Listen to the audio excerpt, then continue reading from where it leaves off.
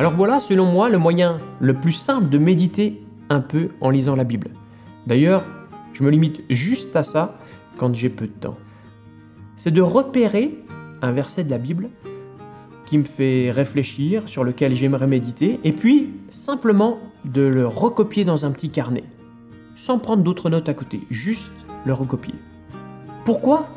Ça m'aide à me concentrer en lisant le texte, parce que je suis déjà en train de réfléchir à quel verset est-ce que je vais recopier. Et puis ensuite, en le recopiant, je réfléchis, je médite sur ce verset. En plus, ça me permet d'être disponible si je rencontre un ami dans la semaine, de pouvoir directement parler d'un verset que j'ai lu dans la Bible.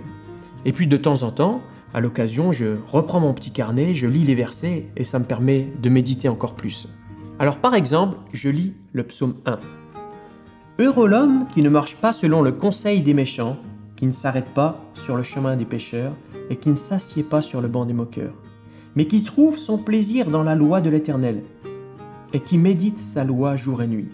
Il est comme un arbre planté près d'un cours d'eau, qui donne son fruit en son temps et dont le feuillage ne se flétrit pas. Tout ce qu'il fait réussit. Il n'en est pas ainsi des méchants. Ils sont comme la paille que le vent dissipe. C'est pourquoi les méchants ne résistent pas au jour du jugement, ni les pécheurs dans la communauté des justes. Car l'Éternel connaît la voie des justes, et la voie des pécheurs mène à la perdition. » Alors j'ai repéré le verset que j'aimerais recopier. Verset 2. « Qui trouve son plaisir dans la loi de l'Éternel, et qui médite sa loi jour et nuit. » Donc psaume 1, verset 2. « Mais qui trouve son plaisir dans la loi de l'Éternel,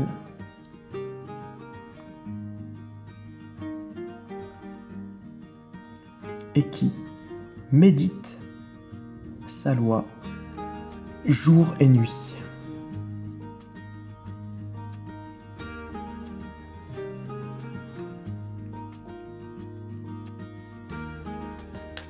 Entre autres, en la recopiant.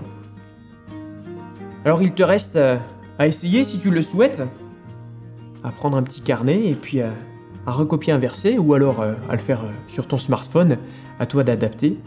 En tout cas, si ça te permet de méditer la parole en recopiant un verset, et puis d'être toujours prêt pour partager le verset que tu as lu à un ami, ce sera super enrichissant, et pour toi, et pour les autres.